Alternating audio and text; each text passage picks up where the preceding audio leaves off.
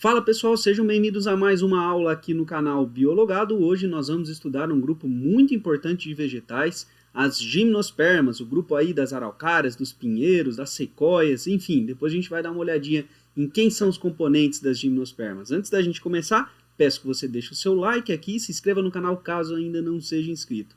Sem mais demora, vamos lá! Galera, uma coisa muito importante dentro de qualquer estudo de grupos de seres vivos são as novidades evolutivas. O que aconteceu pela primeira vez neste grupo? Isso é particularmente importante aqui nos vegetais pensando em vestibular. Muitas questões cobram esse tipo de coisa, tá? A primeira coisa que eu vou destacar que é uma novidade evolutiva aqui no grupo das gimnospermas é o grão de pólen. Tá aqui o grão de pólen, né? Depois vamos ver como ele se forma certinho, podem ficar tranquilos. Mas o grão de pólen é talvez a maior novidade evolutiva dentro das gimnospermas. Por quê? Por um simples motivo. Graças ao grão de pólen, agora, pessoal, quando ele germina, né, cresce então um tubo polínico que vai levar o núcleo gamético dessa planta diretamente ao gameta feminino. Ou seja, agora, graças ao tubo polínico, a fecundação é independente da água. Então isso foi um grande passo na conquista definitiva do ambiente terrestre. As pteridófitas tinham gametas flagelados, então elas ainda dependiam da água para que o gameta chegasse no gameta feminino, né? O gameta masculino chegasse no gameta feminino. Por conta da presença do tubo polínico, tá? As gimnospermas e as angiospermas, que também terão esse tubo polínico, recebem o nome, elas são chamadas de sifonógamas, ao passo que briófitas e pteridófitas que não possuem tubo polínico são assifonógamas.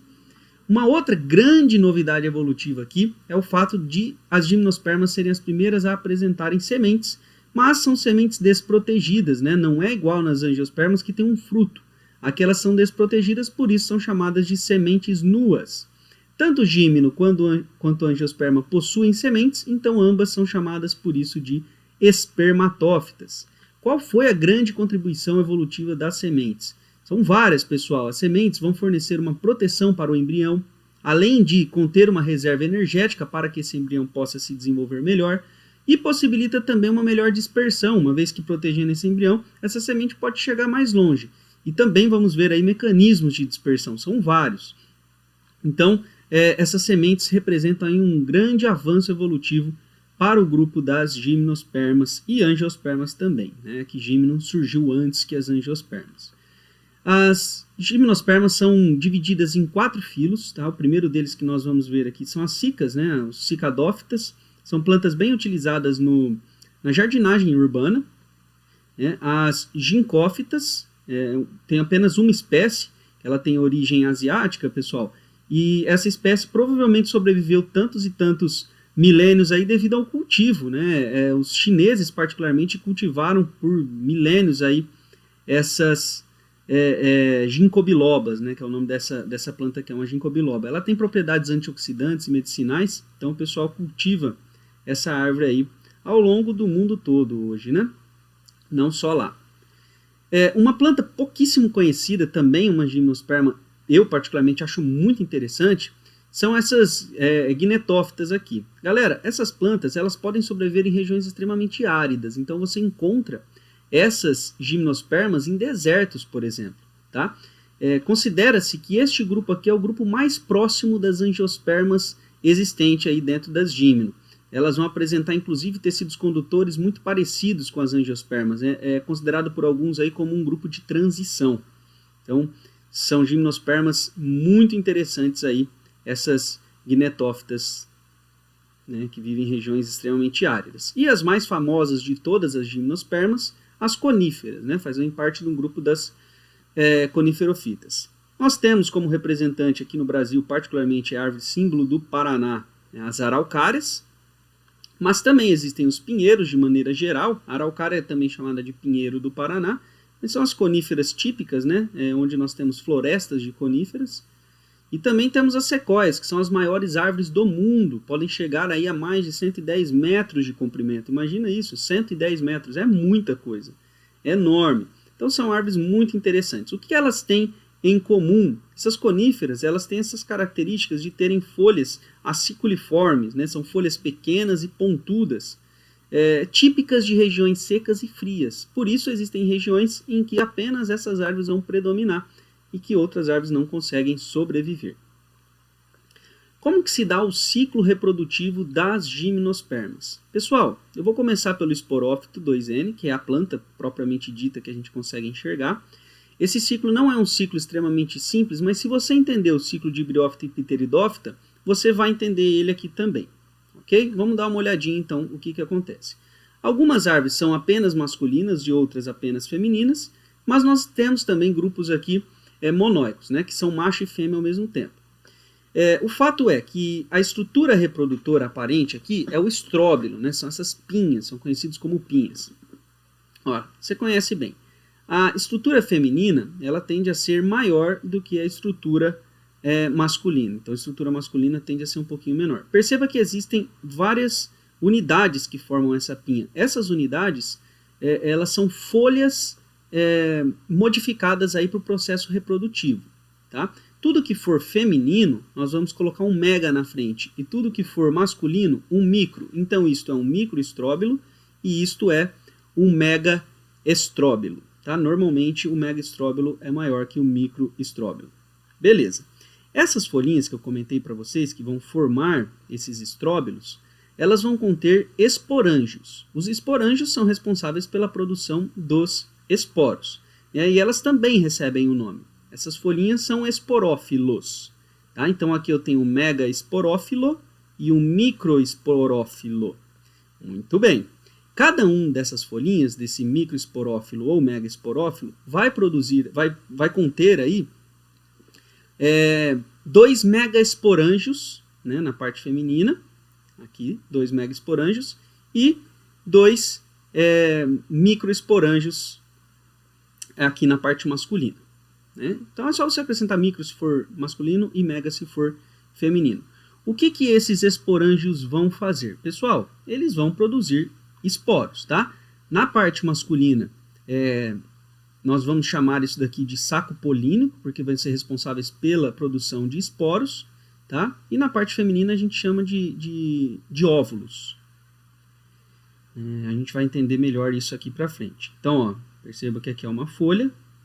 Cada folha tem 2 óvulos, isso aqui é uma folha feminina, né? Um megaesporófilo, tem 2 óvulos equivalentes aos megaesporângios, tá? Beleza. Aqui dentro nós vamos ter uma célula dentro de cada óvulo, que aqui está com o nome de megaesporócito, mas pode ser chamada também de célula mãe do megásporo. Tá? Tá aqui, ó, célula mãe do megásporo. Enquanto que aqui nós temos, na parte masculina, célula mãe do micrósporo, porque tudo que é masculino, micro. Muito bem. Tudo isso aqui continua 2N. Quando é que nós vamos ter aquela alternância de gerações? A partir daqui. Pessoal, eu vou usar aqui primeiro a planta feminina para explicar para vocês. Dentro de cada um desses 2 óvulos presentes nessas folhas, né, nesses esporófilos, nós vamos ter então uma célula mãe do megásporo, que vai sofrer uma meiose. Tá? Essa meiose também vai acontecer aqui na parte masculina, mas existem diferenças gritantes aí entre a parte masculina e a feminina. Vou explicar para vocês primeiro a feminina, como eu disse. O que vai acontecer aqui na parte feminina? Aliás, vou explicar primeiro a masculina para vocês. Né? O que vai acontecer na parte masculina? Essa célula mãe do micrósporo vai sofrer a meiose, tá? E essa meiose vai resultar em 4 micrósporos. Esses micrósporos vão sofrer aí uma diferenciação, se tornando cada um deles um grão de pólen. Então nós vamos ter a produção de muitos grãos de pólen dentro desses microesporângios, dentro desses sacos polínicos. No caso da parte feminina, o que vai acontecer? Esse óvulo, pessoal, ele vai também sofrer esse processo meiótico, tá? Mas ele basicamente vai dar origem a um megásporo, e 3 dessas células resultantes então desse processo meiótico se degeneram. Ou seja, enquanto que aqui uma célula mãe do micrósporo dá origem a 4 grãos de pólen, no caso das fêmeas, uma célula mãe do megásporo dá origem a apenas 1 megásporo, tá? Porque 3 deles se degeneram. E ainda, o que vai acontecer? Quando esse grão de pólen for lançado aqui ao vento e ele cair nessa estrutura do óvulo, né, essa aberturinha chamada micrópila, tem uma abertura aqui, esse grão de pólen vai germinar, beleza? Então ele vai sofrer uma mitose. Perceba que aqui no grão de pólen nós vamos ter 2 núcleos espermáticos e um núcleo que vai ser o núcleo do vegetativo que vai formar o tubo polínico. Então quando esse grão de pólen cai aqui, ele começa a formar o tubo polínico, tá? E o núcleo espermático se divide em 2. Bom, qual que é a grande questão? A hora que ele cai aqui e começa a crescer, pessoal, você pode chamar ele de gametófito masculino. Então o gametófito ele é reduzido nas gimnospermas, tão reduzido que ele é apenas um grão de pólen em germinação. Isso é o gametófito, que lá nas briófitas era a fase dominante. E quando ele se torna um gametófito masculino, ele ativa também uma diferenciação no próprio megásporo feminino. E ele vai se diferenciar aqui, ó, sofrendo sucessivas mitoses e dando origem ao que nós chamamos de arquegônio. Tá? Tá bem pequenininha essa letra aqui, né? Enfim. Mas cada arquegônio, pessoal, que foi resultado aqui de um monte de mitose desse megásporo, vai conter uma oosfera dentro. Ou seja, esses arquegônios contendo as oosferas dentro, que são resultado do desenvolvimento do megásporo, são o gametófito feminino maduro. Então olha que confuso que é esse daqui, né? O gametófito masculino maduro é o grão de pólen em germinação. O gametófito feminino maduro, tá, é o megásporo que germinou após o grão de pólen chegar nele. E aí, beleza, esses arquegônios aqui que contêm oosferas podem ser fecundados por esses núcleos espermáticos que estão chegando aqui. Perceba que eu tenho 2 grãos de pólen que entraram aqui. E se ocorrer a fecundação, ou seja, se ocorrer a fusão do núcleo espermático com a oosfera, forma-se então um zigoto. Esse zigoto é 2N. Né? Portanto, por ser 2N, ele vai se desenvolver e aqui, revestido, protegido por esse óvulo, se forma uma semente, né, com o embrião aqui dentro e com reservas nutritivas vindas aí da planta-mãe. Ou seja, a semente derivou do óvulo. Tudo bem? E aí o embrião está aqui dentro. Aí volta para a fase de esporófito quando esse embrião, essa semente germinar e esse embrião crescer.